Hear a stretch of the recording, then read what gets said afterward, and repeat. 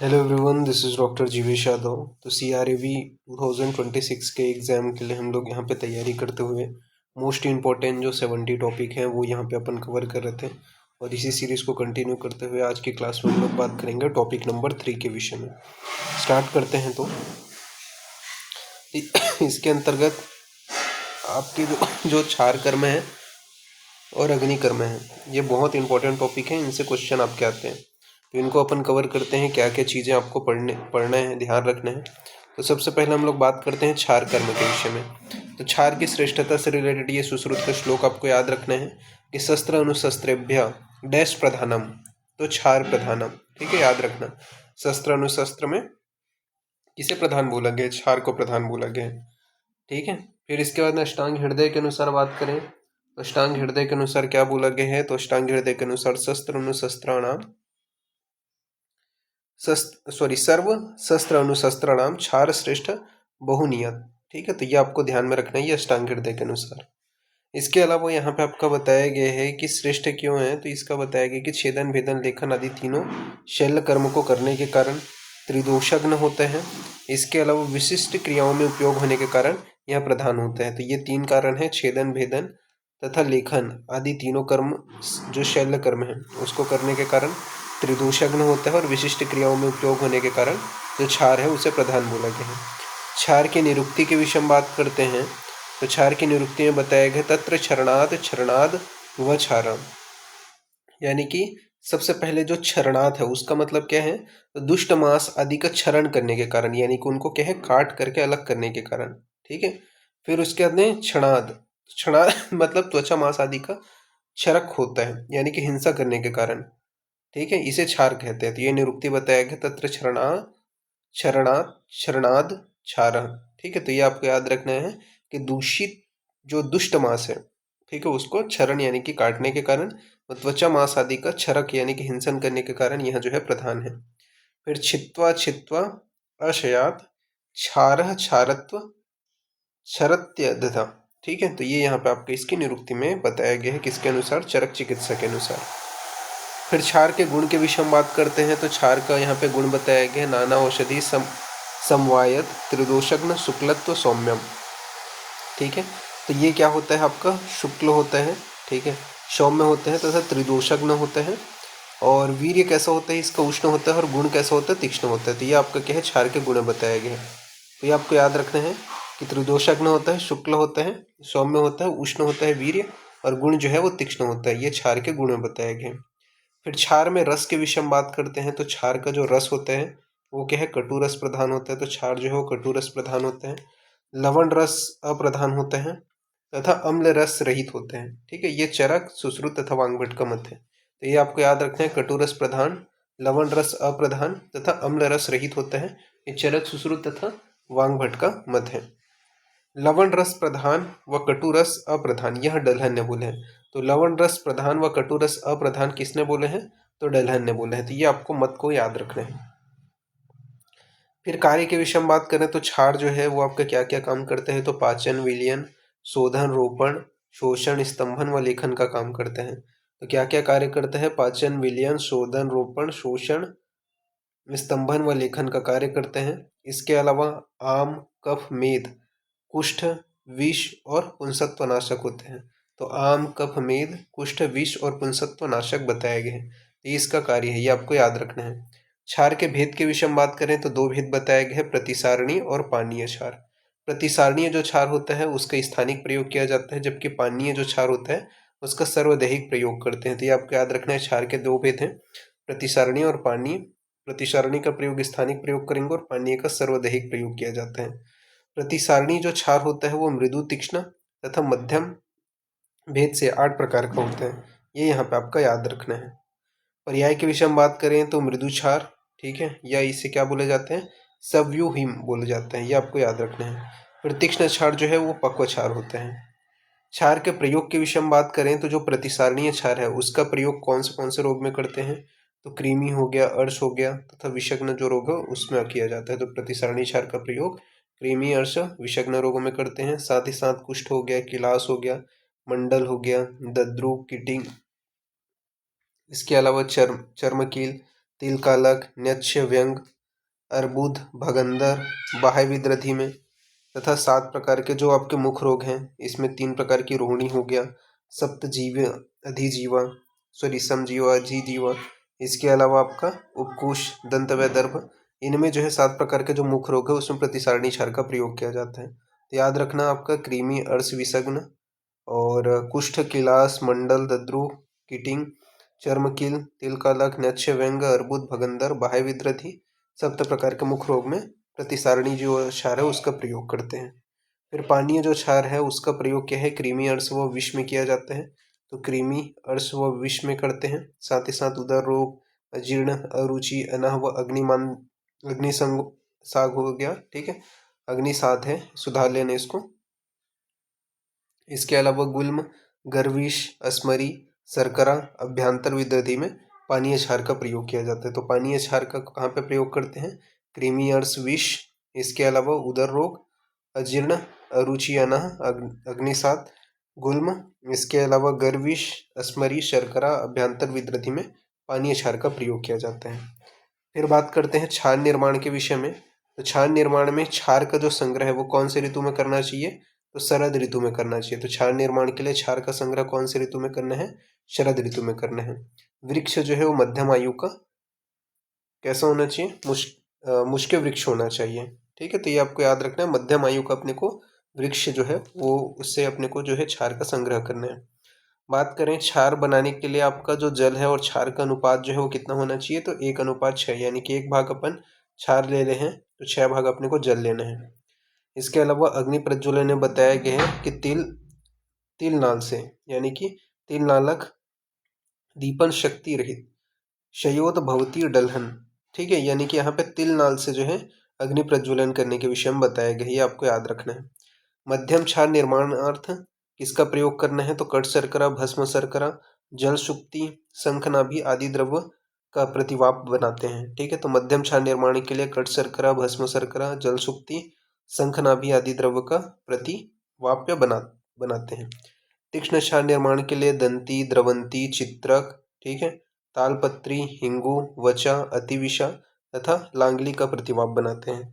तीक्ष्ण क्षार निर्माण के लिए दंती, द्रवंती, चित्रक, तालपत्री, हिंगू, वचा, अतिविषा व लांगली का प्रतिवाप बनाते हैं।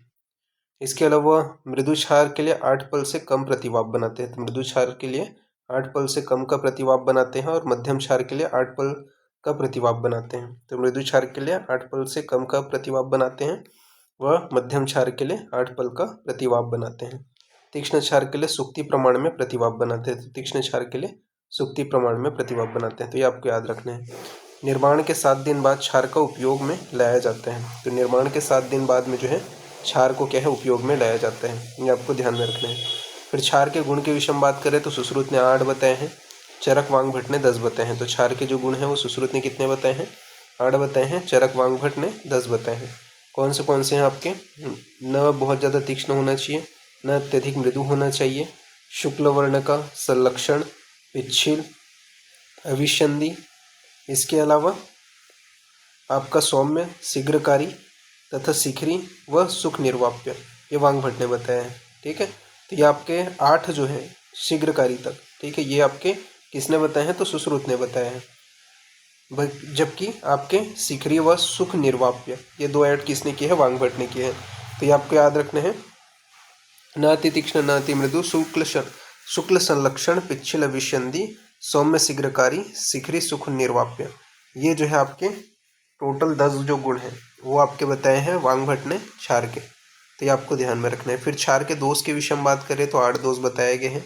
कौन से वो 8 दोष हैं आचार्य सुश्रुत के अनुसार, तो अति मार्दव हो गया, ठीक है, अति श्वेत हो गया, इसके अलावा अति उष्ण, अति तीक्ष्ण, अति पिच्छिल, सर्पित, सांद्र, अपक्व व हीन द्रव्य से निर्वापित, अति तंतु, ठीक है, सॉरी अति तनु जो है वो वांग भट्ट ने ऐड किया है, ठीक है। तो वांग भट्ट ने 9 बताया है, सुश्रुत ने 8 बताया है। तो अति मार्दव, अति श्वेत, अति उष्ण, अति तीक्ष्ण, अति पिच्छिल, सर्पित, इसके अलावा सांद्र, अपक्व व हीन द्रव्य से निर्मित व अति तनु, ये जो है आपके टोटल 9 वांग भट्ट ने बताए हैं क्षार के दोष।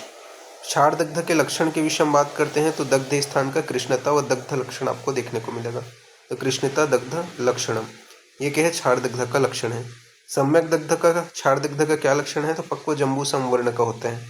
तो पक्व जम्बू सम वर्ण का आपको देखने को मिलेगा सम्यक क्षार दग्ध का। फिर क्षार की अवधि के विषय में बात करते हैं। तो क्षार की अवधि बताया गया है कि क्षार पातन के पश्चात 100 मात्रा काल तक प्रतीक्षा करें। तो क्षार पातन के पश्चात क्या है, 100 मात्रा काल तक प्रतीक्षा करना है। अब यहाँ पे आपका कैसे पता करना है, तो 100 गिनती गिनने तक, मतलब अगर अति तीक्ष्ण क्षार है तो उस कंडीशन में कैसे पता चलेगा अति तीक्ष्ण है, तो 100 गिनती गिनने के पूर्व ही जो एरंडनाल है वो अगर दग्ध हो जाता है तो अति तीक्ष्ण है। ठीक है, तो 100 गिनती गिनने के पूर्व ही एरंडनाल अगर दग्ध हो जाता है तो अति तीक्ष्ण क्षार है। अगर 100 गिनती गिनने पर एरंडानाल दग्ध होते हैं तो तीक्ष्ण क्षार है। तो 100 गिनती गिनने पर एरंडानाल दग्ध होते हैं तो तीक्ष्ण क्षार है। और 100 गिनती गिनने के बाद में एरंडनाल दग्ध होते हैं तो अति मृदु क्षार है। तो 100 गिनती गिनने के बाद में, ठीक है, जो एरंडानाल है वो दग्ध होते हैं तो अति मृदु क्षार है। तो ये आपको अति तीक्ष्ण, तीक्ष्ण व अति मृदु का याद रखना है। चिकित्सा के विषय में बात कर रहे हैं, ठीक है, अति दग्ध में। तो यहाँ पे बताया गया है अम्ल वर्ग समन सर्पी मधु संयुक्तम। ठीक है, तो अम्ल वर्ग के जो द्रव्य हैं उनसे समन करा करके सर्पी मधु का प्रयोग करना चाहिए, ये यहाँ पे बताया गया है अति क्षार दग्ध में। इसके अलावा पानीय क्षार की जो मात्रा है वो 1 पल तथा, मतलब जो अपन बात करें, हाँ, पानीय क्षार की जो मात्रा है वो 1 पल बताया गया है। मध्यम मात्रा 3 कर्ष है और अधम मात्रा आधा पल बताया गया है। इसी प्रकार प्रतिसारणीय जो क्षार है उसकी मात्रा 2 पल बताया गया है, मध्यम मात्रा 1 पल बताया गया है और तीक्ष्ण जो मात्रा है वो आधा पल बताया गया है। तो ये आपको याद रखना है। फिर इसके बाद में सम्यक योग के विषय में बात कर लेते हैं। तो अगर क्षार का सम्यक योग हुआ तो उसमें क्या है, सम्यक दग्धे विकारोपशमन लगभग मन सादृश्य, यानी कि अगर सम्यक दग्ध हुआ, ठीक है, सम्यक क्षार दग्ध हुआ तो उसका लक्षण क्या है, तो विकारों का समन हो जाता है, शरीर में लघुता आ जाती है। ठीक है, तो ये क्या है, सम्यक क्षार दग्ध का लक्षण है। फिर अयोग में क्या देखने को मिलते हैं, तो अयोग में यहाँ पे बताया गया हीन दग्धे तोद कंडू जाड्यानी व्याधि वृद्धिश्य, यानी कि अगर क्षार दग्ध प्रॉपर नहीं हुआ है, उसका अयोग हो गया है, हीन दग्ध अगर हुआ है तो उस कंडीशन में तोद होगा, कंडू होगा, जाड्यता की उत्पत्ति हो जाएगी तथा व्याधि जो है वो और बढ़ जाएगा, तो व्याधि वृद्धिश्य, ये क्या है, अयोग का लक्षण है। तो हीन दग्ध में तोद होगा, कंडू होगा, जाड्यता होगा और व्याधि की वृद्धि हो जाएगी। ठीक है, तो ये क्या है, अयोग का लक्षण है। फिर अति योग में क्या देखने को मिलता है, तो अति दग्धे दह पाक राग स्त्राव अंगमर्द क्लम पिपाशा मूर्छा मरणवा। ठीक है, तो अति दग्ध अगर होता है क्षार का तो क्या होगा, दह होगा, पाक होगा, राग होगा, ठीक है, स्त्राव होगा, अंगमर्द होगा, क्लम होगा, पिपासा होगा, मूर्छा होगा। ये सभी जो लक्षण है वो अति योग के अंतर्गत देखने को मिलते हैं। फिर क्षार का निषेध के विषय में बात करते हैं। तो क्षार जो है वो आपका रक्त पित्त हो गया, ज्वर हो गया, पित्त प्रकृति हो गया, बाल हो गया, ठीक है, वृद्ध हो गया, दुर्बल हो गया, भ्रम, मद, मूर्छा, तिमिर, योनि भ्रंश, अंड भ्रंश तथा गर्भणी, इनमें जो है क्षार निषेध बताया गया। तो ये आपको याद रखना है कि रक्त पित्त का जो रोग है, जो जो पित्त प्रधान है, ठीक है, पित्त प्रकृति वाला है, बालक हो गए, वृद्ध हो गए, दुर्बल हो गए, भ्रम, मद, मूर्छा, तिमिर, योनि भ्रंश, ठीक है, गर्भणी, इन सभी में क्या है, क्षार निषेध है। जबकि वांग भट्ट के अनुसार बात करें, ये तो आचार्य सुश्रुत के अनुसार है, वांग भट्ट के अनुसार किन में कॉन्ट्रा इंडिकेटेड है क्षार का प्रयोग। इससे क्वेश्चन आता है, याद रखना कि आपका प्रमेह हो गया, पांडु हो गया, सिरो रोग हो गया, अतिसार हो गया, वमन विरेचन व्यापद हो गया, इनमें जो है वांग भट्ट के अनुसार क्षार निषेध है। तो प्रमेह, पांडु, सिरो रोग, अतिसार, ठीक है, वमन विरेचन व्यापद में जो है क्षार निषेध बताया गया है। फिर क्षार कर्म का विशेष निषेध किसमें बताया गया, तो क्षार कर्म का विशेष निषेध मर्म, शिराई स्नायु, संधि, तरुण अस्थि, सेवनी, धमनी, गला तथा नाभि, नख, शिश्न व स्रोतस में बताया गया है। तो ये आपको याद रखना है। विशेष निषेध जब पूछा जाए तो किन में बताया गया क्षार का, तो मर्म, शिरा, स्नायु, संधि, तरुण अस्थि, सेवनी, धमनी, गला, नाभि, नाभि, नख, शिश्न, स्रोतस में क्षार का विशेष निषेध बताया गया क्षार कर्म का। फिर उसके अंदर क्षार के विषय में यहाँ पे बताया गया है विष अग्नि, शस्त्र शस्त्र शनि, मृत्यु कल्प, क्षारो भवत्यल्पमति प्रयुक्ता। ठीक है, तो ये क्षार के विषय में बताया गया, आपको ध्यान में रखना है। फिर क्षार पातन के पूर्व जो है वो क्या करना चाहिए, तो क्षार पातन के पूर्व यानी कि पूर्व कर्म के अंतर्गत क्या क्या करना है, तो घर्षण, प्रच्छान व लेखन करना है।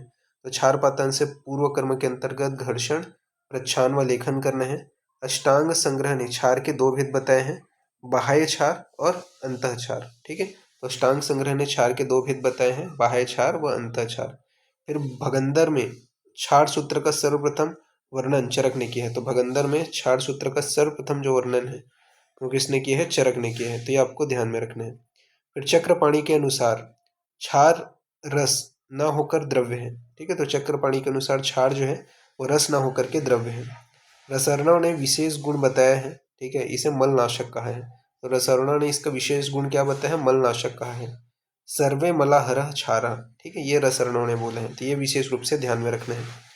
फिर क्षार सूत्र के विषय में बात करते हैं। तो क्षार सूत्र का सर्वप्रथम उल्लेख जो है वो चरक संहिता में, भगंदर चिकित्सा में और सुश्रुत संहिता में, नाड़ी व्रण चिकित्सा में मिलता है। तो ये विशेष रूप से ध्यान रखने वाली बात है।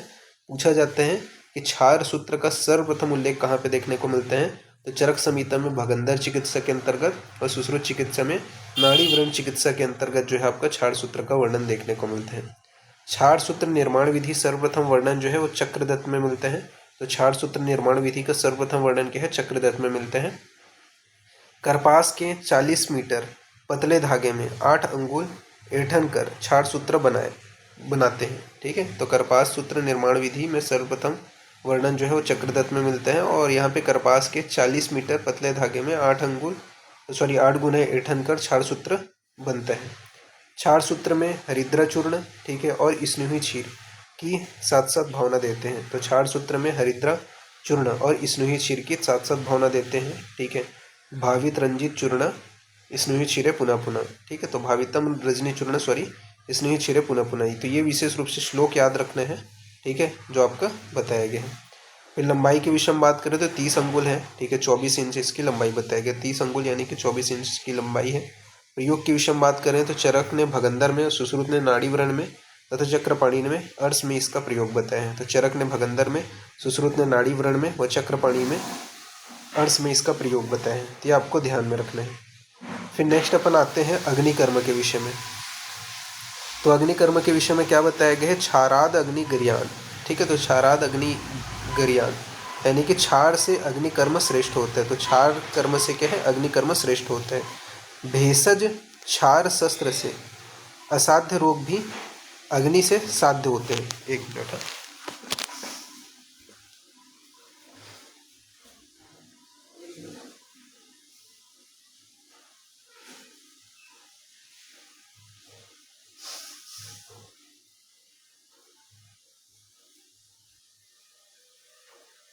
तो क्या बोला गया है यहाँ पे? तो क्षार से अग्निकर्म श्रेष्ठ होते हैं। तो क्षार से अग्निकर्म श्रेष्ठ होते हैं, इसमें आपका बताया गया है कि भेषज क्षार शस्त्र से जो असाध्य रोग भी होते हैं वो अग्निकर्म से साध्य हो जाते हैं। इस वजह से अग्निकर्म जो है वो श्रेष्ठ है। तो ये विशेष रूप से याद रखना है कि जो रोग भेषज क्षार व शस्त्र से साध्य नहीं है वो क्या है? अग्निकर्म से साध्य होने के कारण अग्निकर्म को श्रेष्ठ बोला गया है। अग्नि के साधन के विषय में बात करें तो पिपली हो गया, अजशकृत हो गया, गोदंत हो गया, सरसलाका हो गया, जम्बौष्ठ हो गया, इतरल हो गया, छौद्र हो गया, गुड़ हो गया, ठीक है, स्नेह हो गया। ये सुश्रुत ने बताया। तो अग्नि के साधन के विषय में बात करें तो पिपली, अजशकृत, गोदंत, सरसलाका, जम्बौष्ठ, इतरलोह, छौद्र, गुड़ और स्नेह, ये सुश्रुत ने अग्नि के साधन बताए हैं। चरक ने आपका घृत, तैल, वसा, मज्जा, मोम, लौह और शलाका बताए। तो चरक ने घृत, तैल, वसा, मज्जा, मोम, लौह और शलाका बताए हैं। तो ये आपको याद रखना है। वांग भट्ट ने पिच्चुवर्ती, सूर्यकांत, मोम को भी दहन उपकरण माने हैं। तो ये चीज याद रखना है कि वांग भट्ट ने पिच्चुवर्ती, सूर्यकांत, मोम को भी दहन उपकरण माने हैं। सुश्रुत के अनुसार यहाँ पे बताया गया है, सुश्रुत ने क्या बोले हैं? तो पिपली, अजामल, गोदंत, सरसलाका ये त्वचा रोग में प्रयोग करते हैं। तो सुश्रुत के अनुसार याद रखना, त्वचा रोग में क्या है? पिपली, अजामल, गोदंत और सरसलाका का प्रयोग करते हैं। तथा आपका यहाँ पे बताया गया है कि मांसगत जो रोग होते हैं, त्वचागत रोगों में इनका दहन उपकरण का पूछा जाता है, कौन से दहन उपकरण का प्रयोग किया जाता है त्वचागत रोगों में? तो याद रखना पिपली, अजामल, गोदंत, सरसलाका का प्रयोग करते हैं। जबकि मांसगत रोगों में कौन से दहन उपकरण का प्रयोग करते हैं? तो जम्बोष्ट हो गया, सोना, चांदी, इतर लोह का प्रयोग किया जाता है। तो मांसगत रोग में कौन से दहन उपकरण का प्रयोग करते हैं? तो जम्बोष्ट, सोना, चांदी और इतर लोह का प्रयोग करते हैं। इसके अलावा सीरा, स्नायु, संधि, अस्थि गत रोग में मधु, गुड़ व स्नेह का प्रयोग करते हैं। तो सीरा, स्नायु, संधि अस्थिगत रोग में मधु गुड़ स्नेह का प्रयोग करते हैं, तो ये आपको ध्यान में रखना है। तो शिरा स्नायु संधि अस्थिगत रोग में मधु गुड़ व स्नेह का प्रयोग किया जाता है, तो ये यहाँ पे आपका बताया गया है। फिर त्वक दग्ध के लक्षण के विषय में बात करते हैं। तो त्वक दग्ध का क्या लक्षण है? तो शब्द प्रादुर्भाव, दुर्गंधता, त्वक संकोच व त्वक, ये क्या है? त्वक दग्ध का लक्षण है। ठीक है, तो क्या है त्वक दग्ध का लक्षण? तो शब्द का प्रादुर्भाव होना, दुर्गंधता, त्वक संकोच, ये त्वक दग्ध का लक्षण है। तो ये विशेष रूप से याद रखना, शब्द प्रादुर्भाव, दुर्गंधता, त्वक संकोच, ये त्वक दग्ध के अंतर्गत देखने को मिलते हैं। फिर मांसदग्ध का लक्षण क्या है? तो मांसदग्ध का लक्षण है आपका कपोत वर्ण, अल्पश्वैथु, वेदना, शुष्क संकुचित व्रणता, ये मांसदग्ध का लक्षण है। तो कपोत वर्ण, अल्पश्वैथु, वेदना, शुष्क संकुचित व्रणता, ये मांसदग्ध का लक्षण है। फिर शिरा स्नायु दग्ध का लक्षण क्या है? तो शिरा स्नायु दग्ध में लक्षण बताया गया है कृष्ण उन्नत व्रणता, स्त्राव सन्निरोध, ये क्या है? शिरा स्नायु दग्ध का लक्षण है। तो कृष्ण उन्नत व्रणता, स्त्राव सन्निरोध, ये क्या है? शिरा स्नायु दग्ध का लक्षण है। फिर संधि अस्थि दग्ध का लक्षण क्या है? तो संधि अस्थि दग्ध का लक्षण बताया गया है कि अरुण वर्णता, रुक्षता, कर्कश, स्थिर व्रणता, ये क्या है? संधि अस्थि दग्ध का लक्षण है। तो अरुण वर्णता, रुक्षता, कर्कश, स्थिर व्रणता, ये संधि अस्थि दग्ध का लक्षण है। फिर अग्निकर्म का निषेध के विषय में बात करते हैं। तो अग्निकर्म जो है वो शरद व ग्रीष्म ऋतु में निषेध बताया गया। तो अग्निकर्म जो है वो शरद व ग्रीष्म ऋतु में निषेध बताया गया। अग्निकर्म से पूर्व जो है पिच्छिल गुणयुक्त भोजन देना चाहिए। तो अग्निकर्म से पूर्व क्या है? पिच्छिल गुणयुक्त भोजन देना चाहिए। अभुक्त अग्निकर्म के विषय में बताया गया है कि अभुक्त अवस्था में अग्निकर्म बताया गया है कि मूढ़ गर्भ, अर्श, इसके अलावा आपका मुख रोग, अस्मरी व भगंदर में अभुक्त अवस्था में मेनली अग्निकर्म कराना है। तो याद रखना है, मूढ़ गर्भ हो गया, ठीक है, अर्श हो गया, मुख रोग हो गया, अस्मरी हो गया और भगंदर हो गया, इसमें अभुक्त अवस्था में अग्निकर्म कराना है। तो मूढ़ गर्भ, अर्श, मुख रोग, अश्मरी और भगंदर में अभुक्त अवस्था में अग्निकर्म कराना है। अग्निकर्म के कितने प्रकार बताए गए हैं? तो 4 प्रकार बताए गए हैं। कौन सा? तत्र वलय, बिंदु, विलेख, प्रतिसारण, नीति, दहन विशेषा। ठीक है, तो अग्निकर्म के 4 प्रकार कौन से हैं? तो सबसे पहला है आपका विलय, बिंदु, विलेखा, प्रतिसारण। ठीक है, ये जो है आपके अग्निकर्म के 4 प्रकार हैं। किसके अनुसार? सुश्रुत के अनुसार। तो पूछा जाता है सुश्रुत के अनुसार अग्निकर्म की कितने प्रकार हैं? 4 हैं, वलय, बिंदु, विलेखा, प्रतिसारण। अष्टांग संग्रह ने टोटल 7 प्रकार बताए हैं। ठीक है, इन्होंने कौन से 3 ऐड किए हैं? तो इन्होंने जो है आपका स्वास्तिक, अर्धचंद्र और अष्टपद, इनको ऐड किए हैं। तो अष्टांग संग्रह ने जो है 3 ऐड किए हैं, वो कौन से हैं? तो स्वास्तिक, अर्धचंद्र और अष्टपद को जो है ऐड किए हैं। फिर अग्निकर्म के निषेध के विषय में बात करते हैं। तो अग्निकर्म किन में निषेध है? तो पित्त प्रकृति में हो गया, रक्त पित्त हो गया, भिन्न कोष्ठ हो गया, सशैल्य हो गया, दुर्बल हो गया, बालक हो गया, वृद्ध हो गया, अनेक व्रणता वाला। ठीक है, अस्वेद्य रोगियों में अग्निकर्म निषेध है। तो ये चीज याद रखना है कि पित्त प्रकृति, रक्त पित्त, भिन्न कोष्ठ, सशैल्य, दुर्बल, बाल, वृद्ध, अनेक व्रणता तथा अस्वेद्य जो रोगी है उनमें क्या है? अग्निकर्म निषेध बताया गया है। तो ये आपको याद रखना है। फिर इसके बाद में अग्निदह प्रक्रिया के विषय में बात करते हैं। तो अग्निदह प्रक्रिया में बताया गया है कि रक्त कुपित, पित्त कुपित है। ठीक है सर, कैसा होता है इसमें? तो अग्निदह प्रक्रिया में सबसे पहले रक्त कुपित होते हैं, फिर पित्त कुपित होते हैं, फिर तीव्र वेदना होगा, विदा होगा तथा छाले जो है वो क्या है? ज्वर उत्पत्ति होगी। ठीक है, तो ये आपको याद रखना है। ये क्या है? अग्निदह प्रक्रिया में बताया गया। उसके बाद में उष्ण स्निग्ध दग्ध के लक्षण के विषय में बात करते हैं। तो उष्ण स्निग्ध दग्ध के लक्षण क्या बताए गए हैं? तो उष्ण स्निग्ध दग्ध का लक्षण बताया गया है कि उष्ण स्नेह सूक्ष्म शिराओं का अनुसरण करके त्वचा आदि में घुसकर शीघ्र उसे क्या है? जलाता है, अतः अधिक पीड़ा होती है। ये क्या है? उष्ण स्निग्ध दग्ध का लक्षण है कि उष्ण स्नेह जो है वो सूक्ष्म शिराओं का अनुसरण करके त्वचा आदि में घुस करके शीघ्र जला देते हैं। ठीक है, और अतः अधिक पीड़ा होती है। ये क्या है? उष्ण स्निग्ध दग्ध का लक्षण है। यहाँ पे बताया गया स्निग्ध दग्धे अधिका रुजा भवंती। चिकित्सा में क्या है? रुक्ष क्रिया का प्रयोग करना है। ये विशेष रूप से याद रखना है कि उष्ण स्निग्ध दग्ध में क्या है? रुक्ष क्रिया का प्रयोग किया जाता है।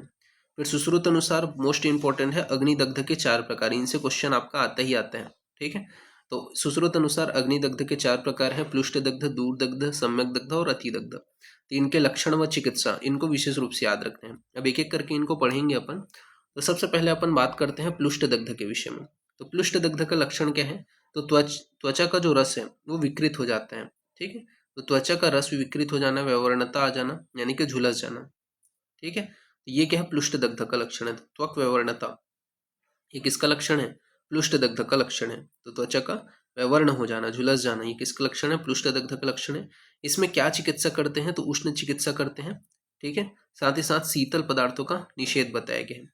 तो प्लुष्ट दग्ध के अंतर्गत त्वचा का रस विकृत हो जाता है, व्यवहारणता देखने को मिलता है, या झुलस जाएगा। तो इसमें किस प्रकार की चिकित्सा का प्रयोग करेंगे? उष्ण चिकित्सा का प्रयोग करेंगे, वह शीतल पदार्थों का निषेध बताया गया है।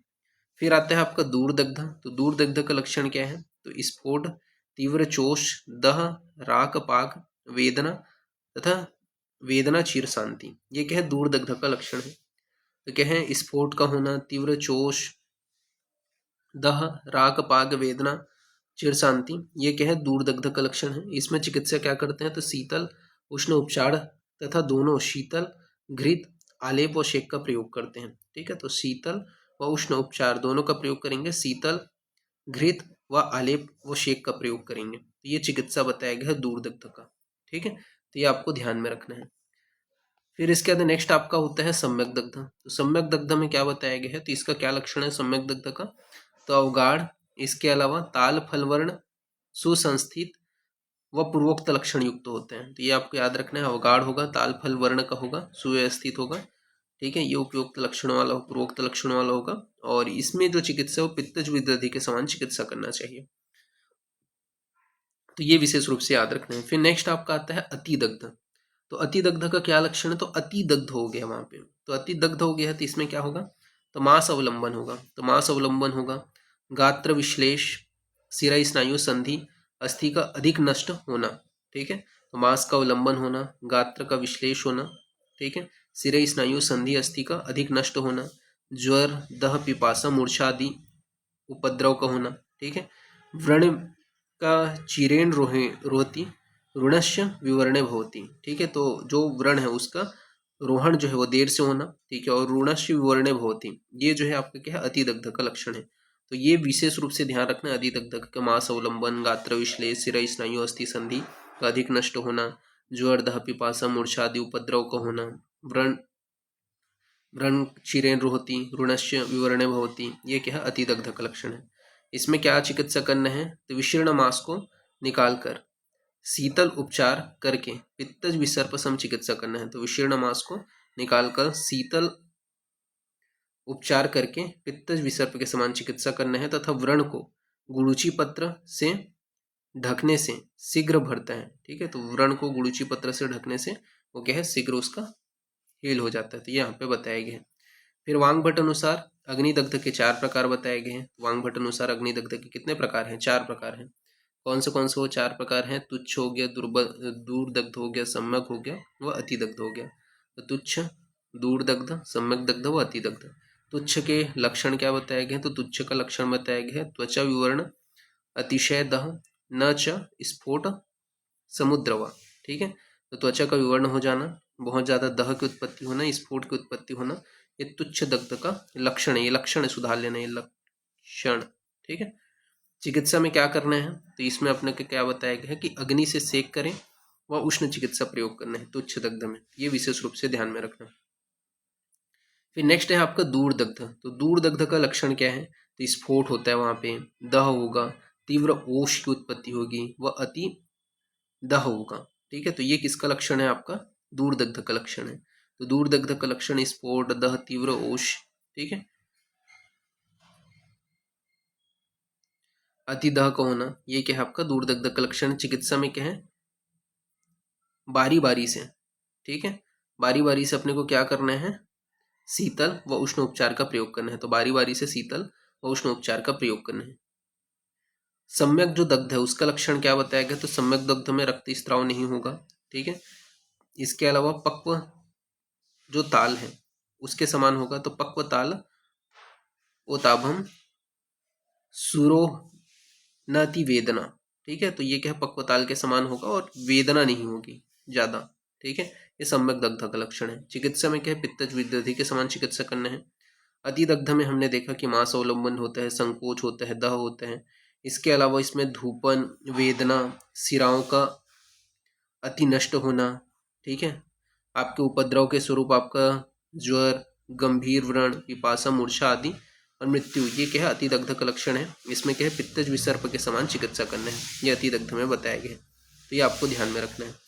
फिर मधुशिष्ट रोपक घृत के विषय में बात करते हैं। मधुशिष्ट रोपक घृत में बताया गया है कि सभी प्रकार के अग्निदग्ध में उत्तम रोपक घृत है मधुशिष्ट रोपक घृत, ठीक है। तो सभी प्रकार के अग्निदग्ध में उत्तम रोपक घृत होते हैं। सम्यक दग्धे मधु सर्पिभ्याम अभ्यंग, यानी कि सम्यक दग्ध में मधु सर्पी का अभ्यंग करें, ठीक है, ये आपको ध्यान में रखना है।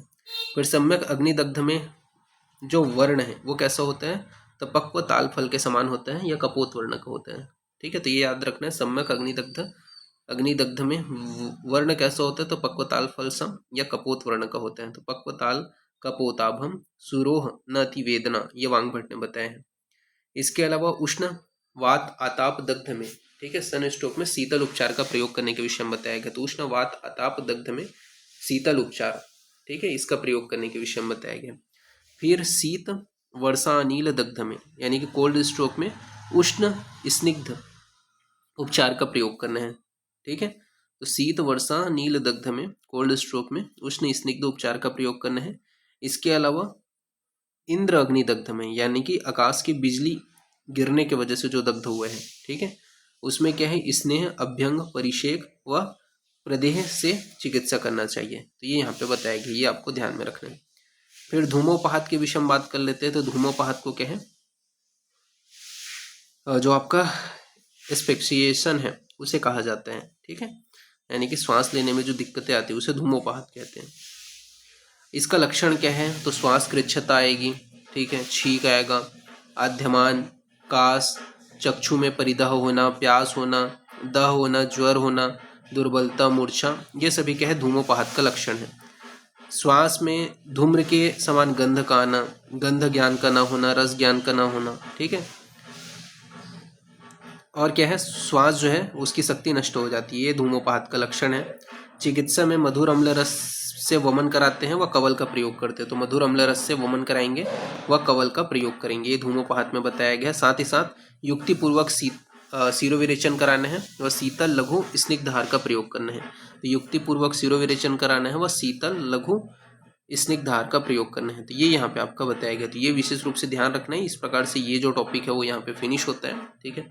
नेक्स्ट क्लास में अपन आगे कंटिन्यूएशन करेंगे। तो अभी के लिए इतना ही। Thank you.